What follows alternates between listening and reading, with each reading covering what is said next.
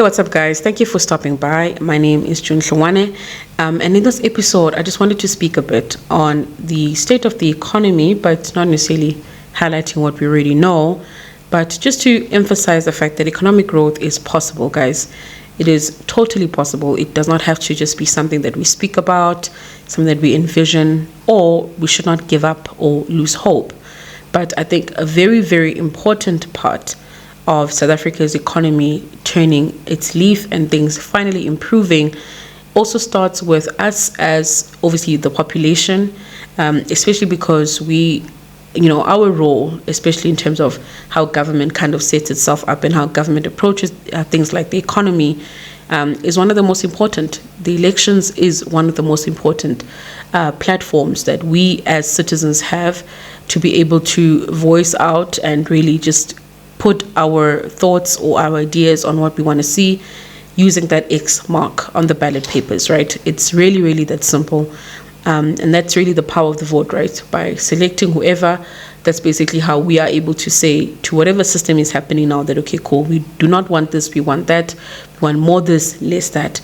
But if we do not take it upon ourselves, or if we do not open this conversation up a bit more when it comes to the issues of economy, what it actually means or what is required for the economy to grow in an effective way, right? Not just in some of these gimmicky ways that you hear, right? There is no button that you just press that just gets the economy to grow.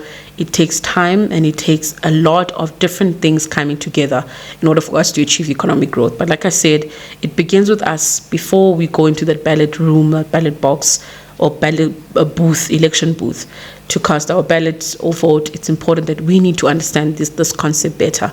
And if you just rely on what you get from radio, from TV, unfortunately, I have not found information over the years that I've been more focused and so passionate about politics and the government space, or governance space rather. I have not really found a way that's packaged, or information that's packaged in a way that I am able to understand what is needed for the economy to actually grow. I think a lot of the conversation is always focused on just one element, which is we need to protect the victim against the victor. The victor is obviously seen as like this corporate, profit-driven, self-centered, group of people who have a lot of wealth and who just want to take and, rip us off or whatever. I'm not quite sure, but I think it's doing a complete disservice if that's kind of where the conversation always lies. Leading up to the elections, I was also quite shocked, to be honest, to hear people on radio saying, no, why do we want the markets to dictate or markets to have an influence in terms of which would be the most viable path post-elections, obviously knowing now that it wasn't an outright win for any of the political parties, saying markets should not have a say. Excuse me, markets should at least, or maybe not we say should. There's one way to look at this. We could either rely on the system that says one man, one vote, and that is basically the will of the people, and that's it. But if you look at the will of the people, maybe that's kind of where we need to focus on, that what are people actually gravitating towards versus what do we need as a country. You would know, or some of you might know, that countries like the United States, they've got a system called the electoral college system, which says that states within the country, because it's a bunch of states in one country, some states within the country that have strong economic power, those states, it's not one man, one vote. It's one man, two votes, or whatever the system says. But essentially it means that those states, if one person votes, that vote is counted more than once, because they're trying to give more weight to people that come from that state. Why? They have proven that they can hold together a strong economy. They can be able to, group themselves and coordinate themselves in a way that they're able to, boost economic growth, which means that things like crime and are minimal and so forth. So the system allows for those people to have a stronger say, because just saying the will of the people, I get that, but at the same time, what do people need, right? Because the will of the people can be one thing, and then tomorrow the same people will be crying about something else and saying, oh no, I don't have this, I don't have that. But the will, you know what I mean? So if we do not have a bigger sort of opportunity where we are having conversations and we are educating ourselves about these systems, which is not happening, especially in South Africa. It's not happening. I've had to go through mountains in order for me to understand some of the concepts that I am only coming to terms with now. So imagine a typical everyday person. It's impossible. So to just assume that the will of the people is enough, that's sometimes why we find ourselves election in, election out, and just nothing changes. And when we go into elections without necessarily putting in thought to it and being more objective in our selection, we're just saying to the people who are messing up that it's okay, keep messing up. That's the message. We're just saying we're okay with the messing up. We love it. That's essentially the message. So I don't really see how that can be noble, right? I know we tend to think, oh, that's my decision. If it's not leading up to results, positive results, I don't think it's something we should be proud about.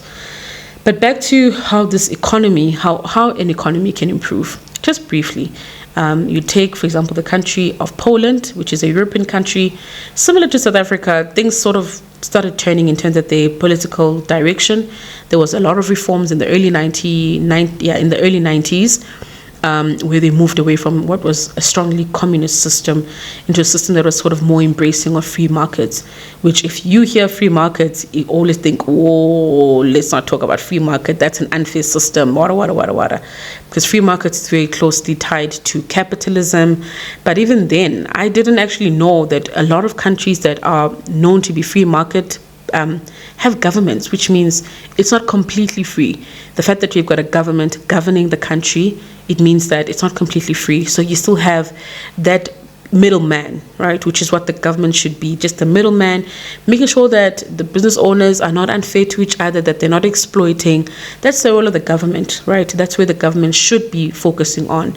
But you need to be able to get your environment going. You need to be able to get that investment, get the business activity going. And not creating a bottleneck, because what tends to happen a lot in South Africa's case, yes, we've got the government playing a role, but at this point, they've overplayed their role in many areas. But yeah, if you look at some of the structural reforms, one, I did mention the fact that they moved away from what was a communist system into a more free market / more mixed economy type of approach. Investment and education infrastructure, these are just the top 3 things that Poland put in place in order to see themselves in such a position, especially now in the 2000s. The GDP it's improving quite greatly. In fact, they're competing with the likes of Spain and Germany, and in a couple of years' time, they are said to be able to overtake those GDPs if they continue moving in this trajectory. So, structural reforms, meaning politics does not have to stay the same. It's supposed to be focused or based on results. So that happened. Investment in education and infrastructure, something which they emphasize a lot whenever they reflect or speak about how things happened. They invested in education. They invested in making sure that they are equipping the Polish workforce to be able to adapt to the modern workforce. That just doesn't mean building a school, building a university, but it's building a school, a university with intention. And making sure that those things run well, make sure that they work. Don't just build a facility and just leave it like that. People must be incentivized, encouraged to participate, and it must work for South Africans. Diversified manufacturing, right? They speak about how they were able to identify industries that they could, sort of industrialize. Clothing, such as clothing production, as well as electrical appliances. I didn't know some of the electrical appliances that they use in Poland. I've never heard of in my life. They've got a whole list of things. So they're making their own kettles, they're making their own microwaves. And then just from that, you're able to create a market where you can export your product and start competing with the likes of the US, UK, China, countries that are also known to be strong in manufacturing. That's just some of the things that they highlighted. But I think another interesting country is the country of El Salvador. I tend to also look a lot in terms of the trajectory since the new leader there has been really making a lot of changes. Whenever I look at El Salvador, a lot of what is sort of seen now to be improving is the crime rate, because they were one of the most dangerous countries in the world. High murder rate, high violent crime rate, which is where South Africa is now. And despite the fact that the leader of El Salvador has really, really put in a lot of effort, in order to improve safety in the country, which indeed the country is much safer. It is still said that the economy is also taking a bit of time. The economy is lagging behind slowly because they still have an issue where a lot of El Salvadorans fled the country, obviously fearing for their lives. So it's also just about attracting back those skills, attracting back the talent, so that you can build from the bottom up. But the reason why I highlight El Salvador in the context of South Africa is because if we do not act soon, we're going to find ourselves in a situation where it's going to take even more effort to recover. So the sooner we can start acting in order to be able to get the right reforms, the better. El Salvador, it was way too many years of a system that was failing against what El Salvador was trying to do. As a result, a lot of El Salvadorans are spread across the world as immigrants across the world. Now, this new leader is building from the bottom up. So imagine if we eventually get to a point where literally crime is worse than what it is now. We have to build from the bottom up, and it's going to take even longer. It starts today. We need to be able to open our perspective, be open-minded, and read, ask questions, investigate.